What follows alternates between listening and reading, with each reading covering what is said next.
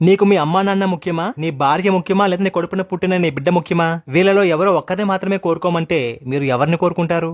University professor ఒకరోజు క్లాసులోకి వచ్చి, ఈ రోజు సరదాగా మనం ఒక ఆట ఆడుకుందామని క్లాసులో ఉన్న స్టూడెంట్స్ నుంచి ఒక అమ్మాయిని పిలుస్తారు. అయితే అమ్మాయికి రీసెంట్ గా పెళ్ళై 6 నెలల కొడుకు కూడా ఉంటాడు. ప్రొఫెసర్ ఆ అమ్మాయితో, నీ లైఫ్ లో నీకు చాలా ఇష్టమైన 30 మంది పేర్లను బోర్డు మీద రాయమని చెప్తాడు. అప్పుడు ఆ అమ్మాయి తన కుటుంబ సభ్యుల పేర్లు, బంధువుల పేర్లు, స్నేహితుల పేర్లు బోర్డు మీద రాస్తుంది. అప్పుడు ఆ ప్రొఫెసర్, నువ్వు రాసిన పేర్లలో అంతగా ప్రాధాన్యత ఇవ్వని 3 పేర్లను చెరిపేయమని చెప్తాడు. అప్పుడు ఆ స్టూడెంట్ తను రాసిన పేర్ల నుంచి 3 స్నేహితుల పేర్లను చెరిపేస్తుంది. వెంటనే ఆ ప్రొఫెసర్, ఇప్పుడు మిగిలి ఉన్న ఈ పేర్లలో నీ జీవితంలో అంతగా ప్రాధాన్యత ఇవ్వని మరో 5 పేర్లను చెరిపేయమని చెప్తాడు. అప్పుడు ఆ అమ్మాయి ఇంకో 5 బంధువుల పేర్లను చెరిపేస్తుంది. ఇలా ప్రొఫెసర్ చెప్తూ ఉంటే అమ్మాయి చెరుపుకుంటూ పోగా చివరకు బోర్డు మీద అమ్మ, నాన్న, భర్త, కొడుకు ఇలా ఈ 4 పేర్లు మాత్రమే మిగిలాయి. అది చూడగానే క్లాస్ రూమ్ ఒక్కసారిగా నిశ్శబ్దంగా మారిపోయింది. ఇది నిజంగా ఆట కాదని అప్పుడే స్టూడెంట్స్ కి అర్థమైంది. అప్పుడు ఆ ప్రొఫెసర్ ఆ అమ్మాయితో, ఇప్పుడు మిగిలి ఉన్న ఈ 4 పేర్లలో కొంచెం తక్కువ ప్రాధాన్యత ఉన్న 2 పేర్లను చెరిపేయమని చెప్తాడు. అప్పుడు ఆ స్టూడెంట్ బోర్డు మీద ఉన్న 4 పేర్లలో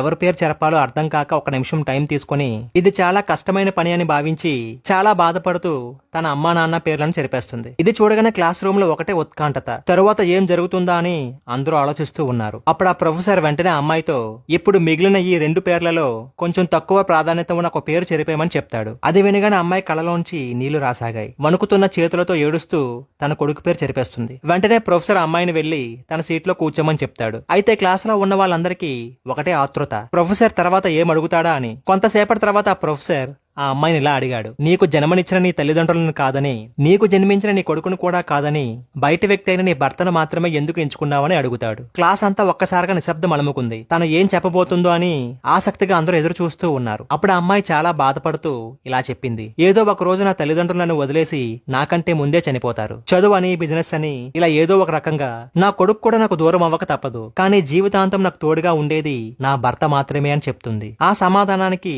ఒక్కసారిగా క్లాస్ లో ఉన్న స్టూడెంట్స్ అందరూ చప్పట్లు కొడతారు. నిజమే కదండి, తల్లిదండ్రులైనా, తోడబుట్టిన వాడైనా, ఆఖరికి కడుపున పుట్టిన బిడ్డైనా ఏదో ఒక సమయంలో ఏదో ఒక కారణంతో విడిచిపెట్టి వెళ్ళిపోతాడు. కానీ ఎప్పటికీ భార్యకు భర్త, భర్తకు భార్యే చివరి వరకు తోడుగా ఉండేది కాదంటారా?